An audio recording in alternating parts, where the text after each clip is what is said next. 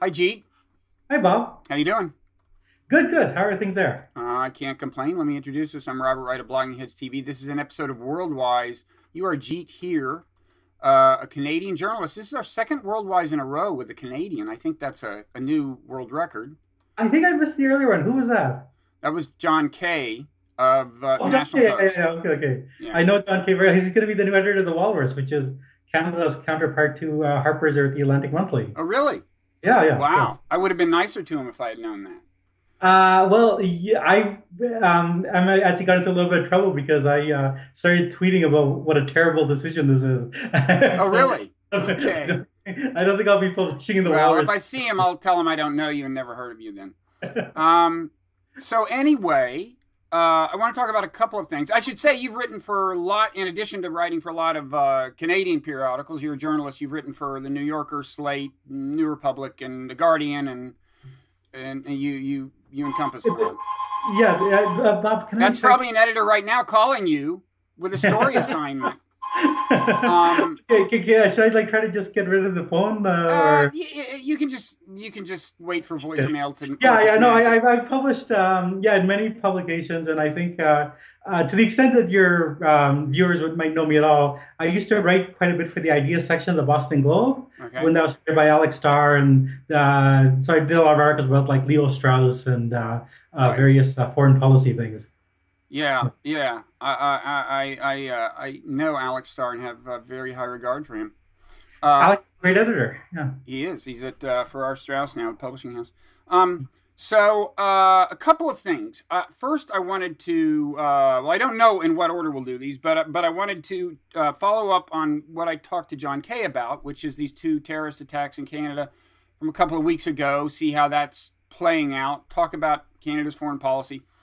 But also, since I spoke to John, there has been this sex scandal that has gotten a lot of attention in Canada, and it turns out you have some kind of personal contact with it. I mean, you were. It involves a Canadian host of a show called Q, which is on CBC, Canada's equivalent of PBS. The allegation is that well, by his own account, he was into rough sex. The allegation is that he didn't always ask permission but Yeah, before that's right. Yeah, engaging yeah, in yeah. it with someone, and that also he was it's alleged that he was guilty of sexual harassment in the workplace. That's right. Yeah, yeah. I mean, I've been on the queue, which I think is also syndicated in the United States. I think it's actually, so at least some of your viewers will have heard of Okay, it the show because is called Q, and his name is John Ghomeshi. Jian Ghomeshi, yeah, Jian Ghomeshi, yeah, and he's embroiled now in this huge controversy, which, I mean, to give a sort of a sense of a scale, because the CBC is sort of like PBS, but because it's also one of very few public broadcasters in Canada, it's also in some ways like ABC. So it would be as if Walter Cronkite, Hmm. in the era where everybody watched Walter Cronkite, got embroiled in So BBS. everyone knows this guy. Everyone in Canada knows of this guy. Is that That's right? right. Yeah, yeah, yeah. It's like hugely dominating. It's like our equivalent of the O.J. Simpson trial, like right now. Like it's sort of. Okay, and It's you a, were on the show, so you've been interviewed by this guy.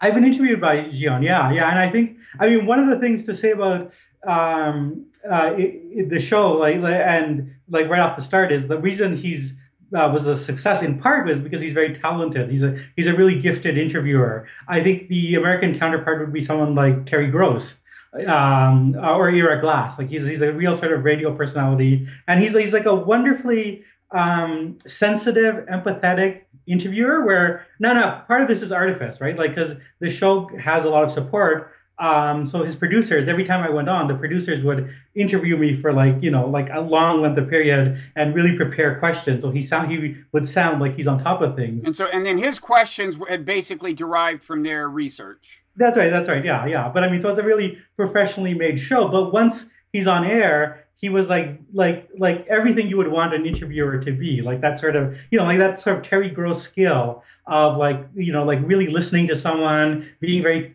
caring and concerned, and really having a conversation. Which I think partially explains why this Jian Ghomeshi thing is such a big deal because the stuff that we read about in Jian Ghomeshi from these news accounts, which is based on interviews now with at least 9 women. They were initially unnamed, but I think 3 of them have now gone to the Are police. three of But them Three of them are now talking to the police. Yeah. to the police, but only the name of only one of them is known publicly, right? And she actually talked about it on video openly. Yes. And her account was on the first date. 1 minute they're kissing, the next minute he's choking her, basically. That's right. That's right. Yeah. And she's kind of a known quantity in Canada, right? Is she an actress or something? She's an actress, and she's on the show called Trailer Park Boys, which is a kind of I'm trying to think what even a counterpart would be. Is it a reality show or no? No. It's a sort of Canadian sitcom about like a bunch of Canadian rednecks, who hang out in trailer parks. It's a very popular show. Okay. And she's a very beloved person. So the fact that she went out and like said this happened is like a big deal. By the way, you want my prediction? It's related to that. He's filed like a $50 million lawsuit against CBC. I predict that will never actually happen. I don't think it's in his interest to get this testimony. But we'll see. Well, the thing is, the lawsuit itself is very. I mean, like the legal experts who have looked at the lawsuit, like it's absurd because he was in a union, right? And so if you're fired and you think you have just cause, you don't file a lawsuit. You grieve the union, right? Right. And so even as a lawsuit, it makes no sense. It can be dismissed on the ground. But people think about the lawsuit is that he actually launched the lawsuit as a public relations thing to say I've been wrong. Right. It sounds great. $50 million. Oh, he must have been. The CBC did a terrible thing. And also the lawsuit sort of makes certain allegations against the victims, and he can do that in a lawsuit because the lawsuit isn't covered by libel law, and so you can say things about the people are going to make complaints about you in a lawsuit that you would not say outside of court. I see. So it's a very sinister. I mean, the lawsuit is. I mean, obviously, these are allegations that they have to be tested in court. But both the sort of Facebook statement that he made, which is sort of talking about jilted ex-girlfriends, and with vendettas. And this lawsuit, they look really bad for him. I mean, to anyone who thinks about it for a moment, he's sort of setting up the classic scenario of there's these crazy women that are, it just happens that 9 crazy women have the same account basically. Yeah. Now you know some of these women, right? Yes, I know. I won't say who, but yeah, I know one of the women, and beyond that, I know a lot of women who are in his dating sphere because Canada's a small country. I've been on the show, and he's been on a lot of dates. He's been on a lot of dates, yeah. And so okay, here's something I heard from 2 different female friends, which is that women knew he was a choker. Which I hadn't even known was a phrase, a choker. No, I didn't know that either. Yeah, which is. I mean, I've heard the word, but it meant something different, right? Exactly. And the other thing was that he was considered a bad date. This was, and there was a sort of. I would think those 2 things might be related, actually. Yeah. And so there was a sort of, and then for a man, for me as a man, and we're both men talking about this, but it's really educational because I don't know if I'm allowed to swear on this show, am I? Yes, you can. You have my permission. I have confidence that since you're Canadian, you won't go too far. Okay, so as a man, I just reading about this and talking to female friends who are in his sphere of influence, in his dating sphere. I never had a sense of just the shit that women have to put up with. Yeah. And it's so there is a kind of female network of a back channel female network where the word gets out this guy's a bad date, and then but what happens is he's a celebrity. He can the show tours the country. He's and he keeps dating younger and younger women as the years go by because in part that opens up women who aren't part of that back channel, who haven't necessarily heard the news. And actually, one of the sinister things that someone said was, because the Q is syndicated in the United States, is he had been pushing for the CBC to let him go on tour in the United States. Exactly. We have enough scandals. That's right. Yeah. So I think that's anyways. So that's some of the sort of background of it. I think the other interesting background, which is a legal background, is changes in Canadian libel law. And this happened about like 3 or 4 years ago with the Supreme Court, where Canada used to have very strict British-style libel laws that really could favor wealthy plaintiffs. And then they changed it to something more in keeping with what you're familiar with the United States, where if it's a public figure and there's like a credible allegation, it doesn't have to be something you can prove in court, right? And so so the two big scandals of Canada in the last few years are Rob Ford and Jian Ghomeshi. And in both cases, I really don't think that they would have happened or unfolded the way they did without the change in libel laws. Okay. The Rob Ford thing, it is true that it took an American website, Gawker, to put out, there's a Rob Ford crack video out there. But once they did that, the Toronto Star, which had already done a lot of research into Rob Ford, and was able to go and print articles saying, it's alleged, or we've spoken to people who say his brother was a drug dealer when he was growing up, that his other brother was an enforcer, that Rob Ford himself, hangs out with crack dealers, which they even 5 years ago, the Toronto Star couldn't have published that article without Rob Ford obliterating them in court. And the same thing is true of Jian Ghomeshi, that once he was fired, he put on Facebook, I'm just into consensual rough sex. These are jilted ex-girlfriends you're going to hear from. Then the Toronto Star again, published this, initial report. And they had been sitting on the story. They had done the research, but it was all anonymous sources. Nobody was on the record. Yeah, exactly. Yeah, and then they said, the Star itself said if they hadn't been for that Facebook page, they wouldn't have published it. But yeah, it's true that they had as with the Rob Ford story, it's stuff that's already researched, and it can now meet Canadian legal standards, that this is something you can publish and not be destroyed in court with. So in some ways, I think the bigger takeaway of all this is that Canada is about to enter into an age of scandal.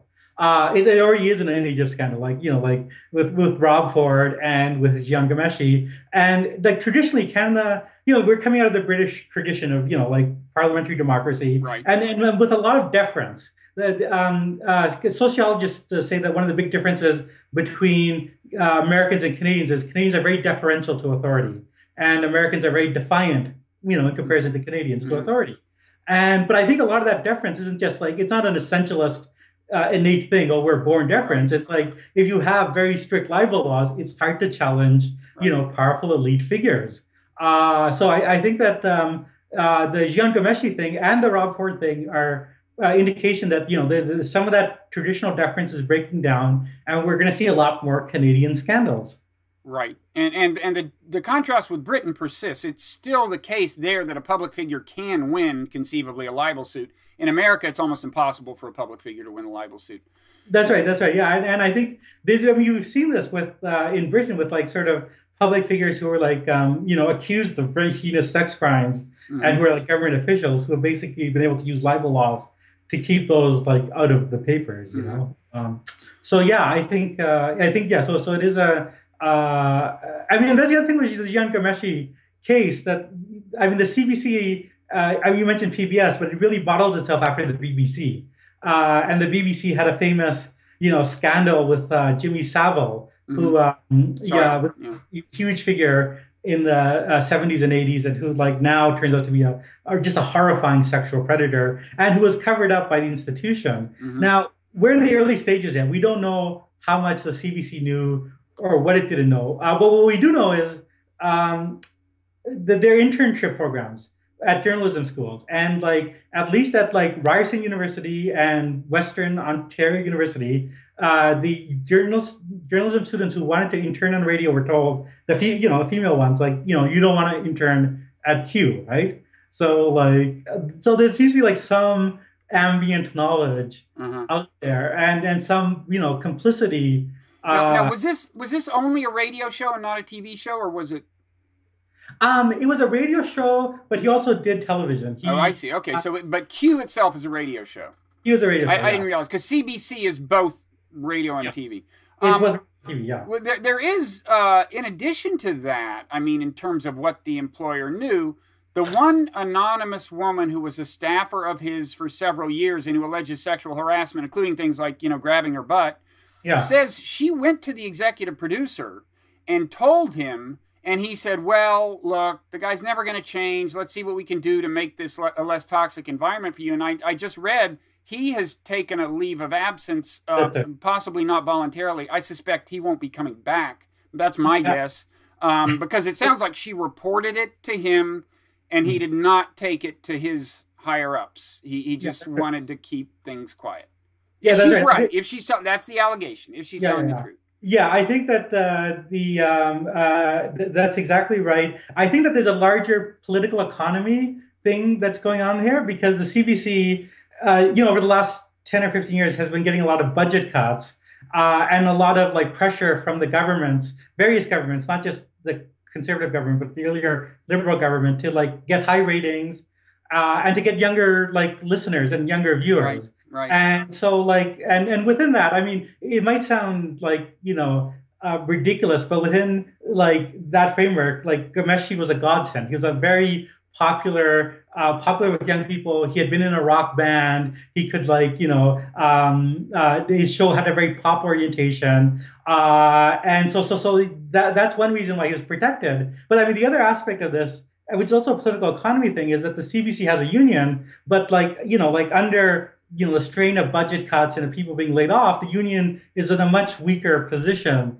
And the CBC increasingly relies on a class of precarious workers. You know this term, the precariat? No. It's actually that I can guess. It's like people on the verge of losing their jobs. Yeah.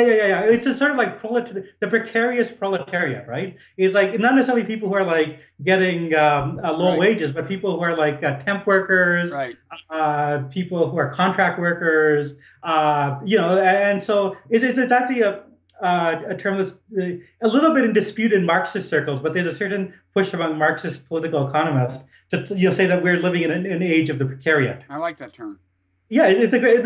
Well, the thing is, when I used it on Twitter, like there are so many people who said, "Hey, wait a minute, I'm a precariat." Like I never realized what I was, and now I know. We're all everyone in journalism is a precariat in a sense. That's right. Yeah. So in the CBC, you have this two. I mean, it is like sort of Piketty applied to broadcasting, right? You have the, like the 1%, which is Ghomeshi, who's like the celebrity, the star, is protected, is hugely valued, and he is actually bringing in revenue because the show is syndicated in America, right? Mm-hmm. And then you have this precariat class of staffers whose employment situation is not great. They have a union, but, like who's going to complain to a union? If you could be laid off and if there's no, and again, because they're precarious workers, there's not a lot of class solidarity, right? Right. You don't necessarily know who you're going to be working with next week, and who are like largely like young women, right? And so it seems like, and there's some, so this is my analysis, and there's been some pushback by some people who say like it's kind of like too crudely Marxist or whatever. But I think that there's a political economy to the Ghomeshi scandal. It's the toxic mixture of celebrity entitlement with like a working class that has very little protection. Right. And yeah, I mean, I think it's true. Almost his entire staff was vulnerable in the sense that for the moment they're attached to this very important vehicle, the show Q. But if they lose their job, who knows? I mean, and that's to some extent just kind of the way it is in that business until you get to be a very, very, very senior level person. Mm-hmm. But yeah, it may also be a statement about the times. So, okay. So just to be clear, I was wrong when I compared, in this context, comparing the CBC to the PBS is misleading because this was more like the NPR for these purposes. This was a radio show. Yeah. It's like a NPR radio, but I think like even that is a little bit. It's more like the BBC and its kind of aspirations and its kind of coolness. Yeah. With all due respect for NPR. Well, no, but because I think the difference is NPR doesn't have a national mission. Like I think both the BBC and the CBC, like they aspire to encompass the country, and they aspire to have like all different types of listeners, right? Right. Maybe the BBC like a little bit less, but even the BBC. I mean, Jimmy Savile was important to the BBC because he got in a lot of young, working class listeners, right? Mm-hmm. Like he was a pop star. Mm-hmm. And the same is true of Ghomeshi. Like he, for a public broadcaster that also values rating, someone like that is very important. And yeah, CBC is just like much more crucial. It's hard to overstate how crucial CBC is to Canadian identity.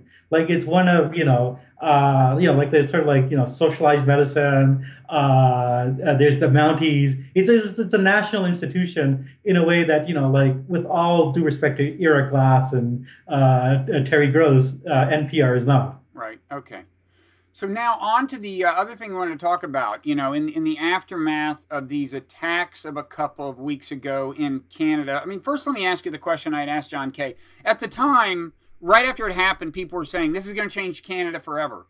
Mm-hmm. The trauma of these attacks. What is your feeling about that now that it's a little bit in the rear view mirror? Does Canada seem permanently changed? I think that there's an attempt to use the attacks to change Canada. Like, I think it's very much in the interest of the Harper government to try to use the attacks to make to push a certain agenda. One of which is that Canada's involved with the struggle against ISIS or ISIL. ISIS is here in the States. ISIS seems to be the preferred term on balance. Okay. So we're Canada is a partner of the coalition that's fighting ISIS, and that war is controversial because the other two major parties, the Liberals and the NDP, have actually voted against the war against ISIS. And so so for Harper, I mean, part of the use of these events is to justify the war against ISIS. To say, and he had actually at the very night of the attack, he said something about, this is like an indirect quote, but like, bringing savagery to our shores, right? Which is a very, curious thing because there is an ISIS connection to these things, but both there's two events. One was a shooting in Ottawa, and the other one was a person who tried to run over two Canadian soldiers and killed one. Yeah. And both of those events were ISIS connected, but they were also both events done by Canadians, right? Like both the killers were like born and raised in Canada. But it's in Harper's interest to present this as being connected against the struggle against ISIS. And the other part of the Harper's agenda is that he's been pushing for greater security state and greater anti-terrorist measures, in the line of the sort of Patriot Act. Yeah. And so, again, he's specifically linked these attacks to that to say this justifies why we have to do that. So I think there is an attempt to use these events to change Canada, but there's also a lot of resistance, which is kind of interesting. Like I think Thomas Mulcair, who's the official leader of the opposition, he's the head of the New Democratic Party. He has specifically said that the Ottawa shooting, he says, it was a crime, and we haven't seen evidence that it was an act of terrorism. And so at least on the political level, it's become a contest, right? Like it's not. But this seems a little paradoxical to me. I mean, you can imagine someone who had opposed the Canada's involvement in the war on ISIS, seeing this happen and seeing some evidence, I think, that at least with one of these attacks, the attacker was conceiving it partly as retaliation against Canada for joining the war against ISIS. You can imagine this person who opposed the war in the first place saying, see, Stephen Harper, this is what you get. This is the blowback. This is one reason we don't want Canada casually entering these wars is because you actually get blowback. And here we didn't have much of a problem with homegrown terrorism, and suddenly we do. You can imagine them taking that tack, and yet it sounds like Harper is the one emphasizing that it's retaliation for Canada's involvement in the war on ISIS, and the opposition is kind of denying that? Yeah, the opposite. Well, I mean, I should say the opposition of the NDP. Now, the Liberal Party has taken a different tack, which is that their tack is if the RCMP says it's terrorism, then we'll defer to them. We accept the RCMPs. No, it is true that the line of argument you suggested, some people have taken that up. I mean, that's actually Glenn Greenwald's argument that he was in Canada as it happens at the week of the attack, and he said, we shouldn't pretend that this is like this is just motiveless evil. There's like an obvious kind of connection to what Canada has done, and so we have to think about. Yeah, I don't know if he used the term blowback, but it was a blowback analysis. Yeah, very much. And he had written that right after the first attack, before the second one. He wrote that piece, and then he went to Canada and elaborated. I think he was already planning to go to Canada. But. Yeah, that's right. Yeah, he was in Canada in the weeks of the attack, and the article was written in the very morning of the second attack, where the soldier was shot on Parliament Hill. Right. But I mean, it was written before Greenwald knew about it, but posted around the same time, so it's all kind of connected. Now, I see. The thing is, I think, I mean, it's interesting that Harper and Greenwald, I sort of see them as being sort of mirror images of like presenting, the kind of similar analysis, but coming to different conclusions. Right. This is like a kind of direct blowback. Now, my own personal take on this is that the blowback model is like, it's too simply Newtonian, right? It's like, like you push one way and it pushes back. And I think that there's actually like feedback loops that are important to kind of like think about, and as well as other kind of factors. So if you look at like the killers in these cases, now, it's not like the sort of classic Al-Qaeda model of, like rigorously, these aren't Muhammad Atta, right? They're not like rigorously, trained guys who have a very elaborate plan. Right. These are, the profile is, in both cases, guys who had sort of like a troubled past, history of sort of like mental instability, drug use, petty crime, a kind of conversion to Islam, which is like many, like not many, but like as religious conversions sometimes are, related to having a troubled past. Right. And then what I think happens is that you have these unstable individuals, and they're in an environment where there's like a polarized clash of civilization rhetoric, and within which is being created, like by Harper. But also by like someone like Grant Greenwald, who says terrorism is a natural reaction of Muslims to what the West is doing, right? So you have a polarized, and within that polarized political environment, like for someone of that nature, political violence then becomes a solution, right? There's an apocalyptic atmosphere, and you feel like you can make a difference and take control of your life and have agency. And so I think that that's what happens. And I think it's comparable to the sort of, the way anarchism worked in the late 19th and early 20th century, where, you didn't have, like, there were a lot of anarchists who killed people, including President McKinley, right? Mm-hmm. But usually these people weren't like organized plots, but there were people who were living at a time where there's like a huge economic polarization, and anarchism was a solution. And within like, the violent rhetoric of both the state and the opponents of the state, violence became a solution. And the other analogy is with some of the new left violence, the people on the fringes of the SDS undertook, or even someone like Lee Harvey Oswald, who was a kind of disaffected, like Marxist, who in a Cold War atmosphere where the world is being presented as an epic, black and white battle between the USSR and the USA, used from his personal dissatisfaction, decided to take control of history. So I think that that's the model. And if that's what's going on, then the blowback model is like, it's not only simplistic, like it kind of feeds into the problem. I don't know. Well, I mean, those are two assertions. One is that it's simplistic, and one is that it feeds the problem. Let's take the first one first.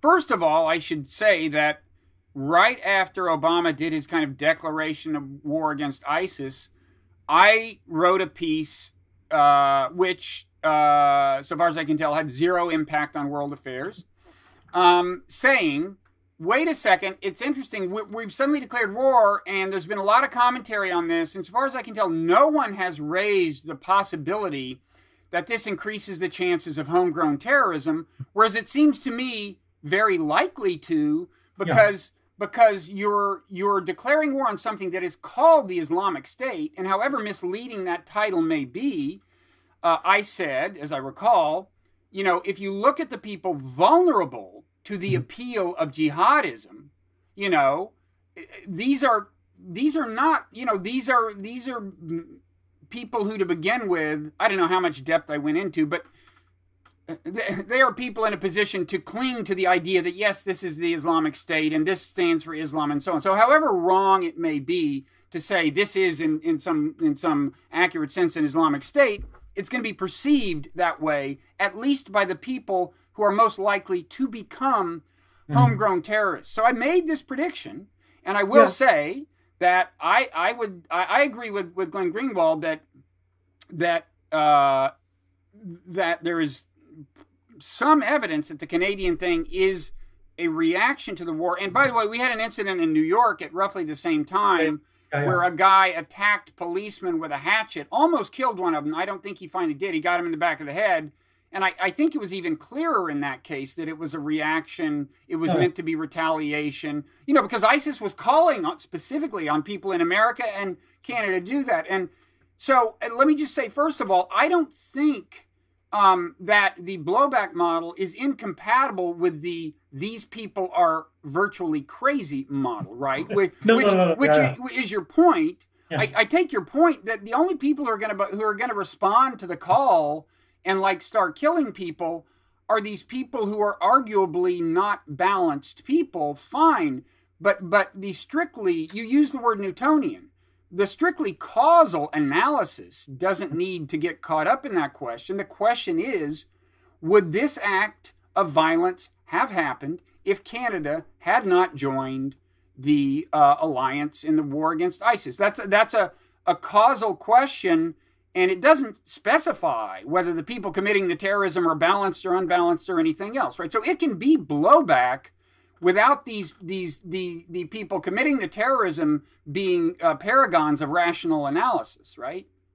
Well, yeah, but I mean, and I wish I had taken logic at university, because I guess there's some sort of the distinction between necessary and sufficient causes. I do think that I think that ISIS. Look, I absolutely agree that ISIS is a factor in the Canadian attacks, as was the New York attacks. And I think that these things do follow a pattern. I think one of the interesting things about ISIS is that they do think of themselves as a state in war, so they're encouraging their followers to attack soldiers, right? And so it's not uniformed people, right? So it's not an accident, which is very different than the Al Qaeda model, right? Which it's smarter in a way, because it allows them, to claim that they're actually fighting the troops that are arrayed against them and so on. But that's right, yeah. So I think that so there is a kind of connection with ISIS. What I worry about just calling it terrorism is that then it just first it lumps everything together, right? Because Muhammad Atta was also a terrorist, but I think it's a very different terrorist than these guys. Different. So I think that it's necessary to make some distinctions between the types of political violence involved. And I'm uncomfortable even with the word terrorist. You're on Glenn Greenwald's side. He's made this argument, and I got to say, I basically agree. I think the old saying, one man's terrorist is another man's freedom fighter, and it's what I will say is the U.S. government, which is so quick to label various people terrorists when it's Americans they're attacking, has definitely supported during the Cold War with proxy forces in Latin America and so on. It supported the most atrocious atrocities, things that are terrorism by any definition. And we were basically paying the guys to do it, but we didn't call it terrorism. And so I agree. The MEK is considered a terrorist group by the State Department, but it has all sorts of friends in Washington of both parties. The Iranian group. I actually think we may have just taken them off the terrorism list. Oh, so they're not. Well, there you go. That's a perfect. But that itself is a fascinating story in how arbitrary these things are. The MEK had in fact killed American civilians at some time in its past, but for political reasons. So let's move away from terrorists, right? Let's say it's political violence that's happening, right? Then the question becomes, what are the factors at work? And just a few months ago, there's another act of political violence in Canada. A guy named Justin Bork in Moncton, New Brunswick, went on a shooting spree where he targeted Mounties, RCMP officers, and he killed 3 of them. And this was a guy, you'll recognize some of the pattern. Sort of like psychological troubles. He came from a Christian fundamentalist background. He was drawn to like sort of extreme political stuff on the internet, like anti-government conspiracies, New World Order conspiracies. Mm-hmm. Alienated from his family, not receiving like medical psychological care. Decides to solve his problems by killing uniformed officers. Right now, would you consider that like? Well, I mean, I guess. We're not using the word terrorist, right? But like, it seems to me like there's some real parallels. Yeah, it seems to comply with the common usage of the word terrorist. Yeah. But he's not. I don't think the Canadian state has actually said that he's a terrorist. So again, it's sort of because we're not at war with anti-government Christian fundamentalist or whatever. Yeah, right? That's an interesting point to make. Yeah. So I think that these ISIS affiliated terrorists or ISIS influenced terrorists are like there's something going on there, but they really strike a parallel with like a lot of stuff that you see in the United States of people with mental illness. The guy that shot Gabby Gifford, like there's a lot of these cases, and so what my analysis wants to emphasize is we have to be talking about mental illness, right? But it's not incompatible with the blowback model, and I think a person I interviewed in my article, Heather Hurlburt, makes a very good point, which is in part that groups like ISIS exploit mental illness, right? I think that there's real indication that they know that like their messages are being read by people who have like who are vulnerable. Who are vulnerable, yeah. I'm sure ISIS doesn't think of them as mentally ill because ISIS thinks they're helping them see the light. But yes, I think they understand the demographic they're dealing with. People who are probably alienated by the society they're in. Their lives aren't going all that well. Yeah. Sure.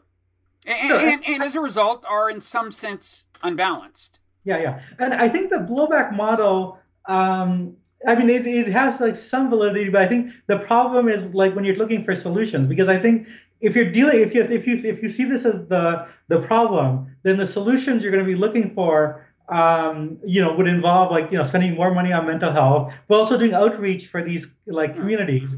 I think one other factor which maybe is worth thinking about is the Muslim community in Canada is an immigrant community, and like a lot of immigrant communities. Like I was born in India myself. I'm a Sikh. They don't have cultural resources to deal with mental illness. Like they don't have a tradition of like 3 generations of the family that have been in therapy or whatever, right? Mm-hmm. So if they deal with now the guy who the Ottawa shooter, he had been in a mosque in British Columbia. And he had been acting very erratically, had been trying to break into the mosques, and so they just like sort of like cut him off. Mm. But I think that if there was like effort to like reach out to that community and like talk to them about mental illness and to offer like outreach, that would be one that would actually address some of the problems. Yeah. So I worry about the blowback model or the national security model because it's like focusing on the level of like high geopolitics, whereas I think there's a sort of like micro dynamics that are going on that are also interesting. But I would say just as I don't think the blowback and the mental illness models are incompatible or mutually exclusive, I don't think you have to pick just one solution. Like I can imagine saying, okay, we're going to devote more resources to mental health, and also let's not invade Iraq next time. I mean, and I'm serious, and this is why it's so important to me, because I just think American foreign policy has been gravely and catastrophically misguided ever since 9/11, and there's just an almost stunning, to me, failure to appreciate in America the extent to which the hatred of America and the success of jihadist recruiters is itself related to the perception that America is at war with Islam. And although I don't think that perception is accurate per se, we keep giving them reason, something to base their talking points on, whether it's invading Iraq or it's ongoing drone strikes or it's suddenly declaring war on ISIS, which, by the way, did not especially have America in its crosshairs until Obama started bombing them. And I'm not, it's a complicated problem. They were doing atrocious things that you'd like to stop. But it's like in America, there's just no actually rational discussion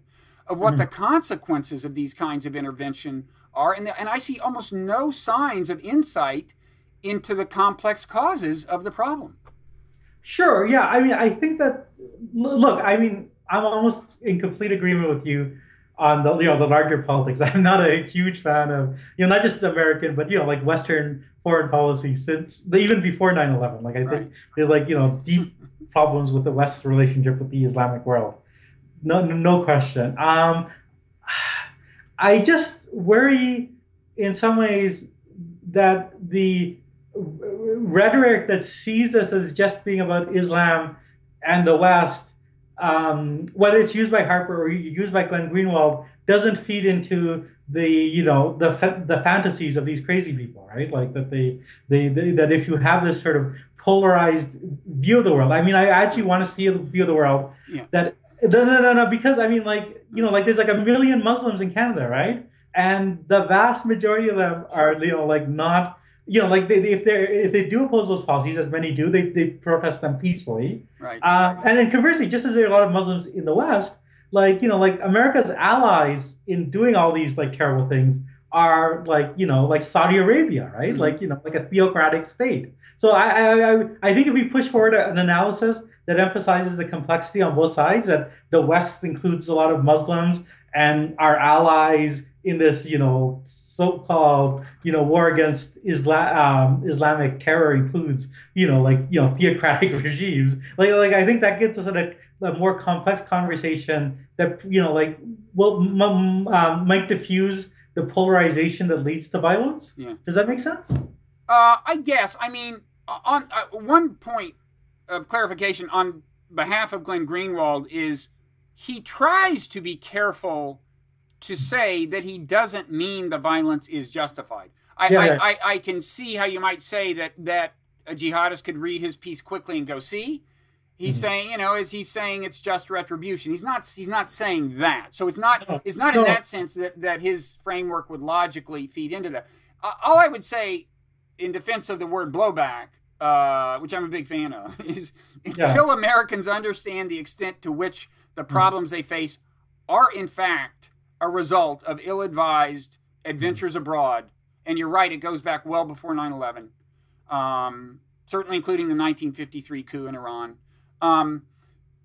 We will, I think, continue to make... There has to be an understanding that there is a kind of causal relationship there. Sure. I think that there's a causal relationship, I guess, and maybe... it's the old the historical battle between lumpers and splitters, right? You want to be a lumper and say, let's put all these into one category. And I want to be a splitter a little bit just in terms of like trying to deal with the problem, like of trying to figure out, what some of the solutions are. And also I really think in sort of de-escalating the rhetoric, it's kind of interesting, like the Canadian military on the day of the Ottawa shooting, put forward an order to its Canadian soldiers in Canada saying like, if you're not on the military base, if you're outside, don't be wearing a uniform, right? Which I thought that was a very interesting like kind of thing to do because it's like you're trying to like, step down a little bit, right? You're trying to like, figure out what are the dynamics going around here. There's obviously people self-radicalized who are getting these messages to attack Canadian soldiers, and how do you respond to that? So what I would call for, and what I think we need, I mean, I totally agree. I'm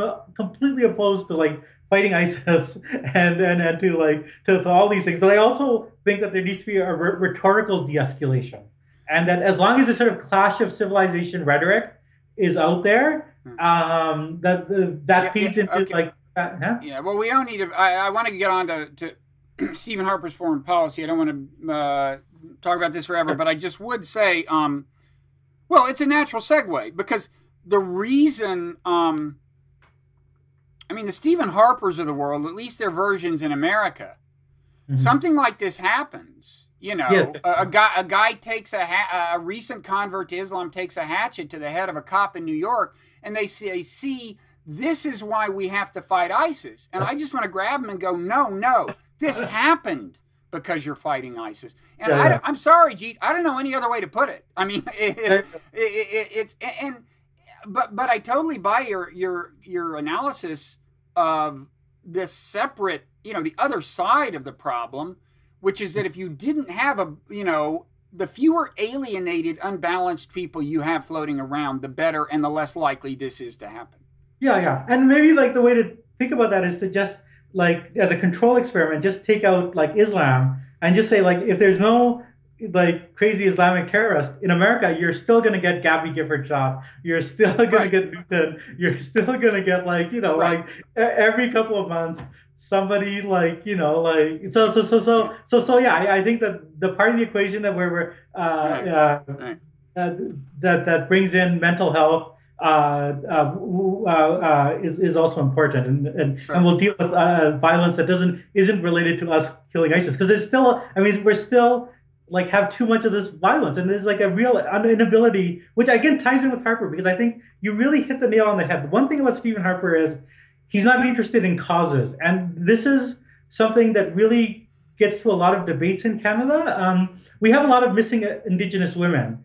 Like an Indigenous woman is like Native Canadians. Like I don't like to use the term Indian because I'm an Indian, but like First Nations, Aboriginal Canadians, they're like a woman from that community is 4 or 5 times more likely to go missing than like a Canadian from any woman from any other community. It's like more than 1,000 like Aboriginal women that have gone missing in the last decade, and so there's been a real push by a Native activist to like we need to do something about this. We need to have studies. Why are so many Native women going missing? And the Harper government's response is, well, these are crimes. They're done by criminals. We investigate the crime and we try to solve them. And they say, like every time someone goes missing or is killed, we'll investigate it.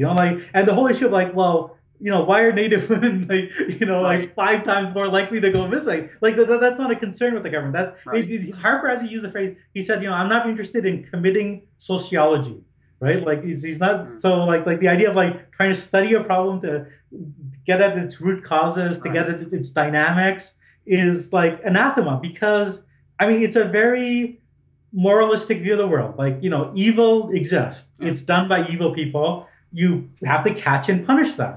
And it applies both to like internal crimes, like the Native women going missing, or to ISIS, right? Like I think. So how do you account for the ascendancy of a Stephen Harper? It just seems not that long ago that the stereotype of Canada was almost the opposite.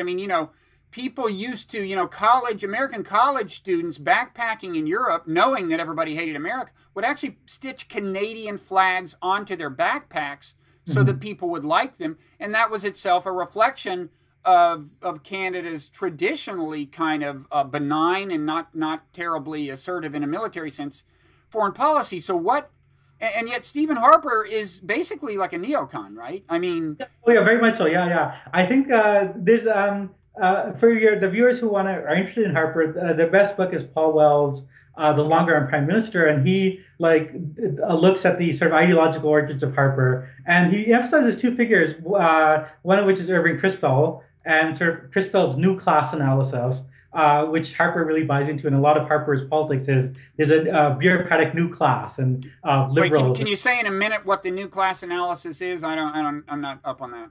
Oh, sure. Like it's the 1970s Irving Kristol view that the problem in American politics is you have a class of bureaucrats, intellectuals, who are all liberal and who are corrupting American institutions. Who disagree with Irving Kristol. That is the problem he diagnosed, is that the people in power disagree with him. Okay. No, but not just people. It's like a class of, it's like an attempt of class warfare that locates liberals as a class. Like to say these are college professors, they're bureaucrats, they're upwardly mobile, urban educated people, right? So the people that Sarah Palin would say are not the real America. Right, that sort of conservative populist view. Okay, so it's the beginning of the otherization of the elite That's right. Elite. Yeah. So it's sort of conservative populism that locates liberalism as a form of elitism, right? And the other person who you might have heard of is Peter Brimlow, who he does a website called VDare in the States, which is a very anti-immigrant website, but he's also a very sort of conservative figure. Yeah. He's written about immigration. Okay, yeah, I think I know that name. Yeah. And I guess there's a whole literature which Paul Wells kind of disagrees with, but about the impact of various Straussians During the 1970s, a lot of Alan Bloom actually taught at the University of Toronto in the 1970s, and a lot of his students went on to do political science in Canada, and so they form a kind of cohort around Stephen Harper and have influenced Harper's thinking. So if you think of the sort of like Alan Bloom type conservatism, that's also part of the mix. But what has happened, like demographically or something? I mean, Stephen Harper must have a political base, and there didn't used to be a political base for this in Canada, apparently.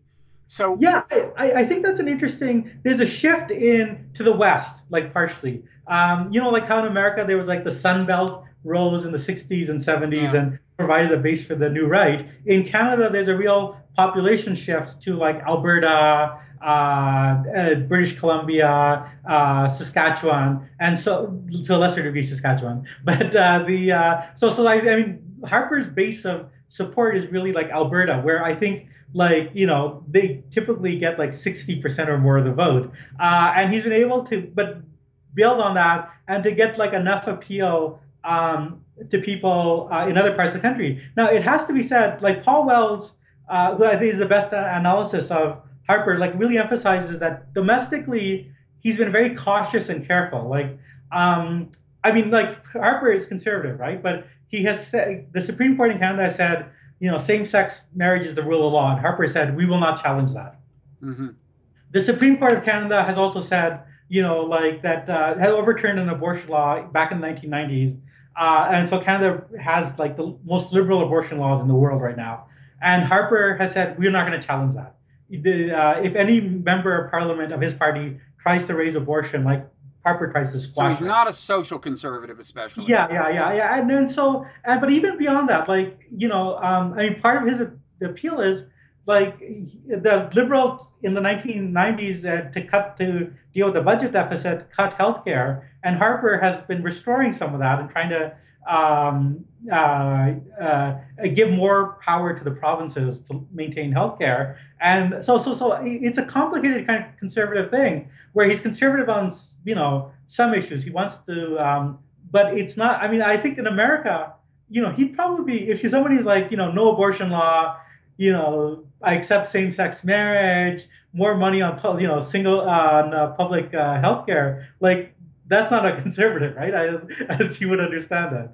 No, I mean, some of those issues are pretty fluid, and conservatives have shown, including Irving Kristol's son Bill, have shown themselves willing to compromise on social, not just social issues in the sense of family values and abortion and so on, but even some social economic issues in the interest of holding together a coalition that will support a very militaristic foreign policy. At least that's my own reading of their motivation. They don't, that's a little I think that's actually very good, because I think that speaks to Harper, because I think that even as he sort of moderated a lot of his conservatism domestically, the one place he's not moderate is on climate change.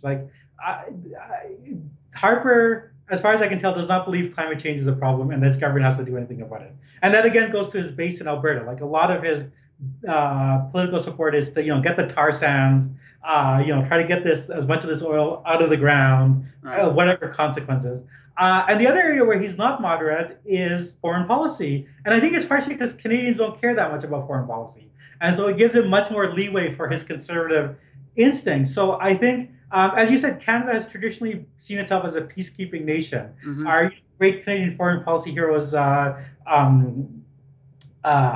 Pearson, Prime Minister Pearson, who in the 1950s negotiated the Suez War and got a Nobel Prize. And so Canada has seen itself traditionally as the sort of like a peacekeeping nation that brokers deals and is an honest broker. Now Harper has really changed that. He's probably Benjamin Netanyahu's closest friend on the international stage. We know that the Obama administration has had problems with Netanyahu. Harper has not had any problems. He supports Netanyahu all the way. And I'll just give one small story about this, which is after the recent Gaza carnage, right? A lot of people were injured, and so there was money raised in Canada to bring over some kids from Gaza to a hospital in Canada, and the doctors here said we'll work on them for free. The Harper government denied visas to those children to come to Canada. And so, like, to me, that seems like almost, I mean, I don't even know what to call it. Like, it seems like almost a purely vindictive thing to do. Like, Yeah, that you don't it even, does, because it's not like you suspect they're terrorists or anything, right? They're like yeah, 11 years old. I mean, that's right. did he pay any political price for that? Well, like I said, I don't think Canadians pay attention. I think that there's a certain class of Canadians that actually like approves of that to some degree, because they buy into the sort of war on terror rhetoric. His base is pretty much would support him on that, which seems like odd. I mean, like it just seems like a very odd thing to do because like even if you're like totally in favor of Benjamin Netanyahu, you should also be in favor of like children from Palestinian children getting medical care. Like I don't actually Right. see how anybody could like oppose that unless you think the Palestinians are the enemy, right? Like that, so that even their children have to be punished.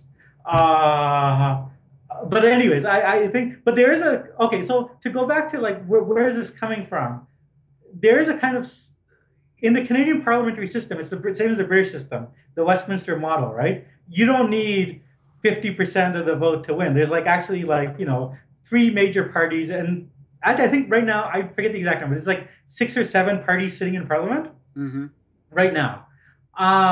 So you can get a form of majority government, as Harper has, with like 39-40% of the vote. Now, of that 39-40%, like, that's going to be the more, with the Harper conservatives, he can get the more conservative parts of the country, older whites, people in the sort of conservative places like Alberta. He can make a viable majority government with that, even if, like, most people would oppose what he's doing. Okay, so we're near the end of our time. Final question: have the attacks of a couple of weeks ago in Canada visibly increased support for Harper on balance, or decreased it, or had no effect, or what? I honestly have not seen any polling. I will say I think that it's short of his base. That there's a lot of people, like the government's been around for a long time now. It tends to get a natural disaffection from people. But Harper, for the people who support him, he's really shown that he's a strong leader from their point of view. He's standing up to the terrorists. And so I think that he's going into the next election with a unified party. And so that how the rest of the country is going to think about that, it remains to be seen. Okay, well, thank you. This has been very illuminating, Jeet, Yeah. and it's been a fun conversation. And I hope we'll do this again sometime. Oh, I'm a big fan of the show, so I'm glad to have been asked. All right, well, thanks. See you around. Okay, okay, thank you. Bye bye.